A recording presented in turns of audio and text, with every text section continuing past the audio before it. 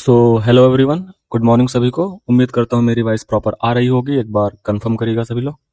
तो ये आज की सीरीज का लेक्चर नंबर 2 है, जिसमें हम परमार 4.0 बैच के पेड क्विजेस कर रहे हैं, जो कि सिर्फ पेड स्टूडेंट्स के लिए ही अवेलेबल होती है। आपको क्वेश्चंस को करना कैसे है, आपके सामने जैसे क्वेश्चन आए आपको वीडियो को पॉज करना है, क्वेश्चन को अटेम्प्ट करना है, खुद से देखना है, फिर वीडियो सोल्यूशन देखना है। तो चलिए लेक्चर को स्टार्ट करते हैं विदाउट वेस्टिंग एनी टाइम। तो ये आपके सामने रहा पहला question. What is the shape of Earth referred to in geography, characterized by being slightly flat at poles and bulged at equator? भूगोल में आमतौर पर पृथ्वी की आकृति क्या है, जो ध्रुवों पर थोड़ा सपाट और भूमध्य रेखा पर उभरी हुई है? तो ये सेंट्रीफ्यूगल फोर्स के कारण है, जो पोल्स पर ये थोड़ी सी फ्लैट हो गई है और इक्वेटर पर बल्ज्ड हो गई है। तो इसका शेप ऑब्लिट स्फेरॉइड स्फेरॉइड की तरह हो गया है। एक स्फेयर नहीं बल्कि स्फेरॉइड हो गया है।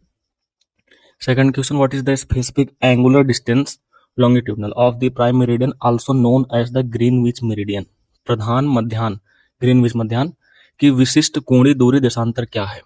अब ये सबको पता है, अगर आपने पढ़ा है कि every longitude is a great circle. मतलब लॉन्गिट्यूड को आप कहीं से भी 0 डिग्री कर सकते हैं और कहीं भी मैक्सिमम डिग्री जो होता है वो कर सकते हैं।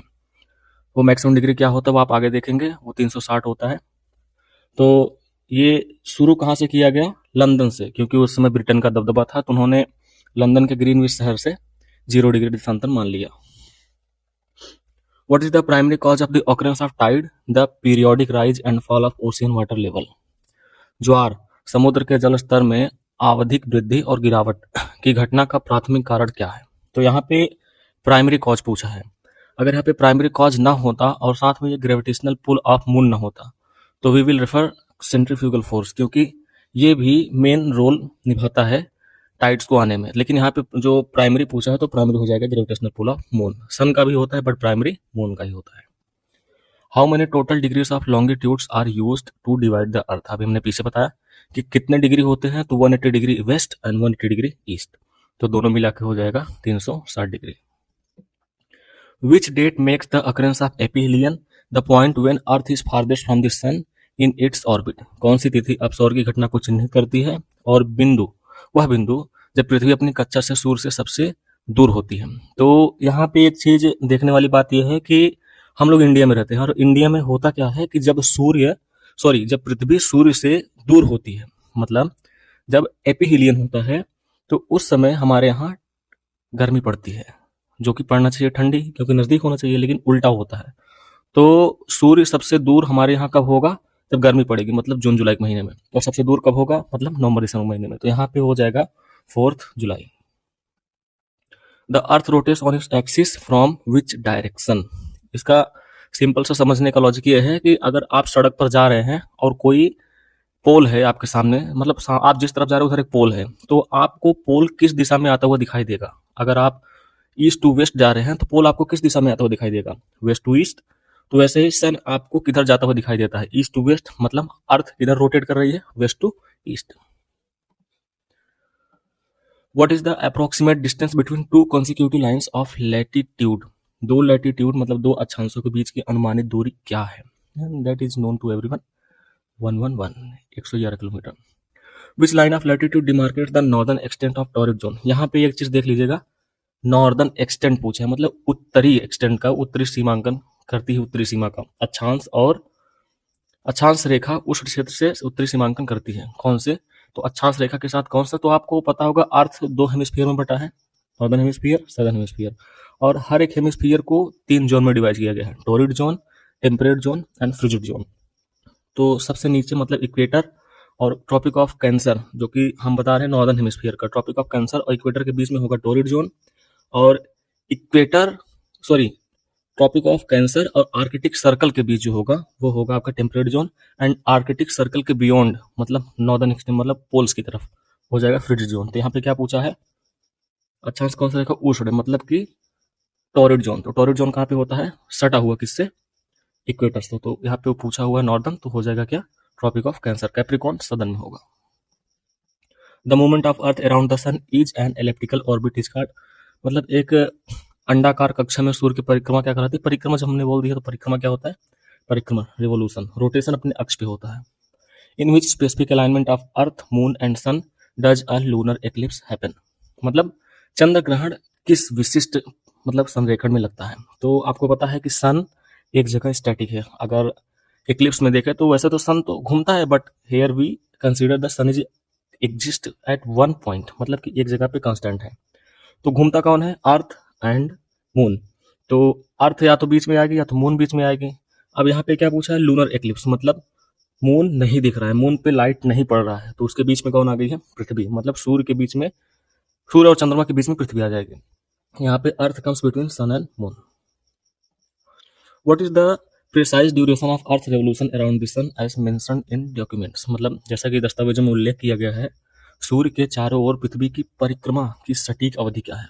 और ये पता है कि एक साल में 365 दिन होते हैं, लेकिन हर 4 साल में एक लीप ईयर हो जाता है। वो क्यों होता है? एक दिन बढ़ जाता है। तो पृथ्वी अपने मतलब रेवोल्यूशन पीरियड अपना 365 दिन 6 घंटे कुछ मिनट करती है। वहाँ पे प्रिसाइज पूछा है तो हो जाएगा 6 आवर 9 मिनट से हमने पढ़ा है, बट 9 सेकेंड ये तो खुद से कर सकते हैं। 9 मिनट दिया तो किसी है नहीं।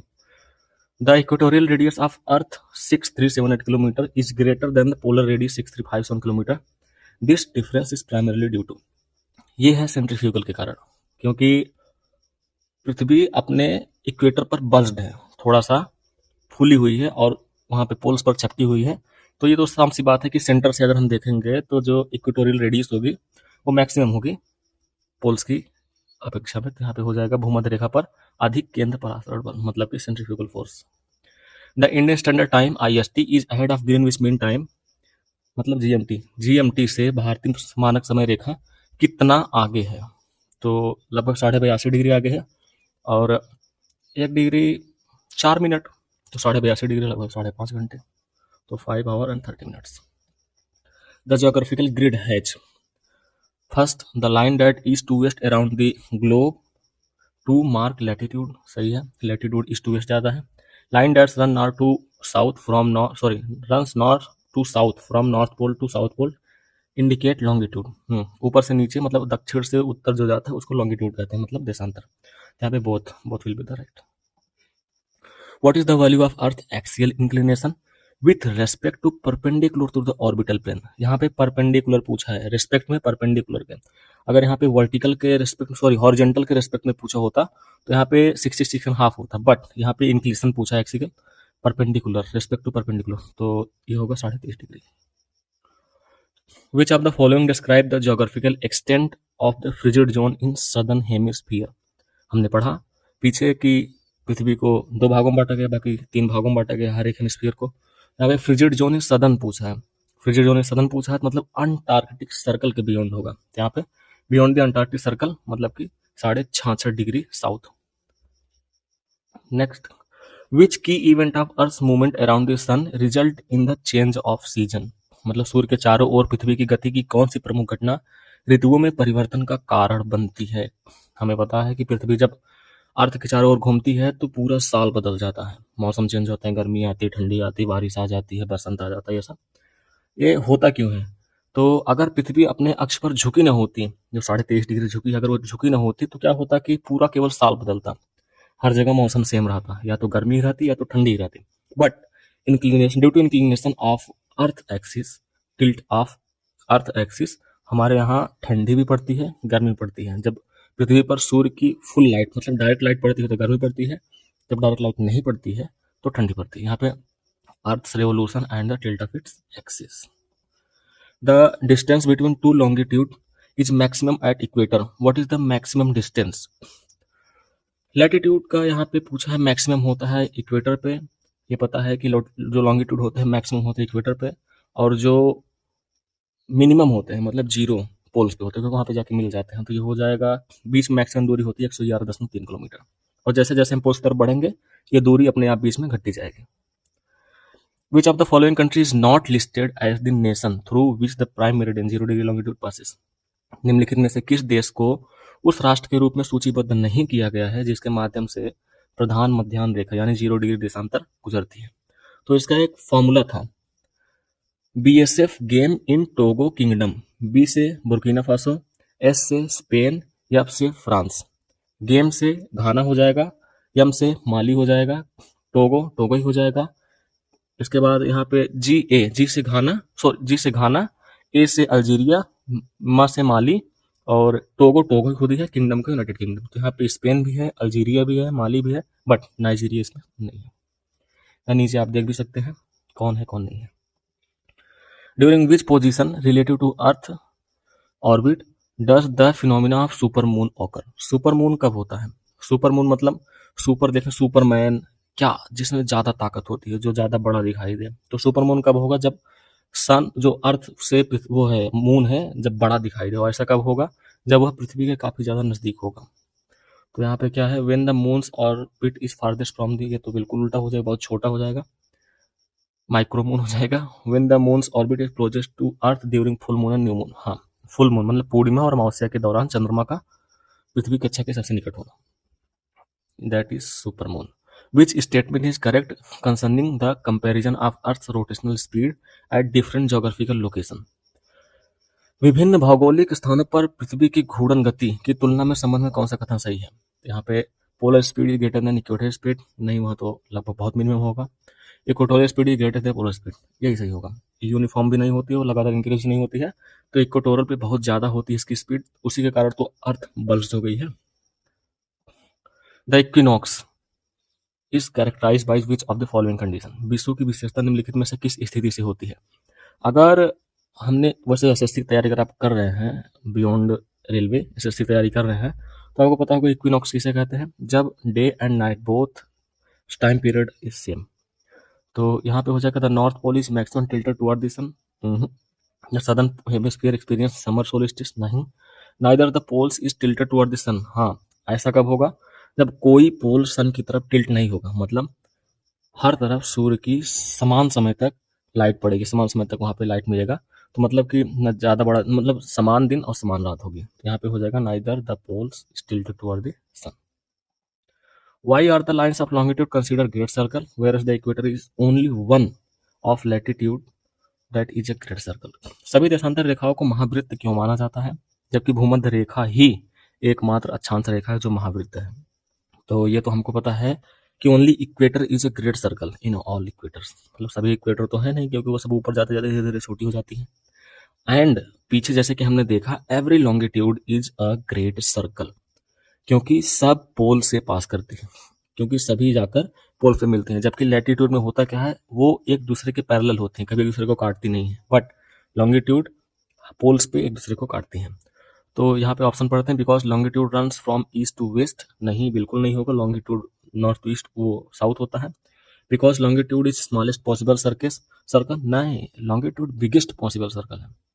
Because the equator is the largest circle that passes through the centre of earth and all longitude meridians also passes through the centre, ये सही है, क्योंकि जो इक्वेटर होता है वह लार्जेस्ट सर्कल है, क्योंकि वह अर्थ के सेंटर से पास करता है, और एवरी लॉन्गिट्यूड तो हम जानते हैं कि सेंट्रल वो ग्रेट सर्कल होता है, तो ये ऑप्शन सही हो जाएगा। A ship crosses the international date line 180 degree meridian while traveling westward from the Pacific Ocean toward Asia based on the concept of the time calculation. What date adjustment must be made? एक जहाज पश्चिम की ओर, जैसे कि प्रशांत महासागर से Asia की ओर यात्रा करते समय अंतरराष्ट्रीय तिथि रेखा को, जो इंटरनेशनल डेट लाइन है, उसको पार करता है। और समय की गणना करना है कि ये तो पता है कि जब डेट लाइन को कोई पार करता है तो उसको एक दिन बढ़ते हैं या फिर एक दिन घटते हैं। अब क्या है कि जब हम वेस्ट से ईस्ट में आते हैं तो हमको एक दिन और जीने को मिल जाता है। मतलब हम जैसे 31 तारीख को वेस्ट में जी के आ रहे हैं, फिर से जब हम ईस्ट में आ जाएंगे, फिर से हम 31 तारीख जीने को हमको फिर से मिल जाएगा, मतलब हमारी लाइफ में 1 डे ऐड हो जाएगा। यहाँ पे repeat the same date add 1 day to calendar, हाँ, एक दिन हमारे जीवन में और ऐड हो जाएगा। The maximum tide known as spring tide occur when the sun, earth and moon are in which specific arrangement? मतलब कि जो मैक्सिमम टाइड होती है, हाई टाइड होती है, वह किस विशिष्ट व्यवस्था में होते हैं, सूर्य और पृथ्वी और चंद्रमा, जिससे मैक्सिमम टाइड आता है? इन परपेंडिकुलर अलाइनमेंट में तो सबसे मिनिमम, सबसे लो टाइड होगा। इन स्ट्रेट लाइन अलाइनमेंट, हाँ, जब एक स्ट्रेट लाइन में होंगे मून एंड सन, तो दोनों अपना ग्रेविटेशनल पुल मैक्सिमम लेवल पे लगाएंगे, या फिर मतलब स्ट्रेट लाइन में होना चाहिए, या तो अर्थ बीच में हो या अर्थ एक साइड हो, कोई मैटर नहीं है, दोनों ही मतलब सिचुएशन में मैक्सिमम टाइड होगा। तो यहाँ पे हो जाएगा इन स्ट्रेट लाइन। तो ये थे आपके 25 क्वेश्चन। आप कमेंट करके बताइएगा कि आपने कितने क्वेश्चन सही किए, और ईमानदारी से बताइएगा भाई, झूठ बोलने से क्या ही मिल जाएगा, खुद को धोखा देना होगा। बाकी आज के लिए इतना ही। जय हिंद, जय भारत।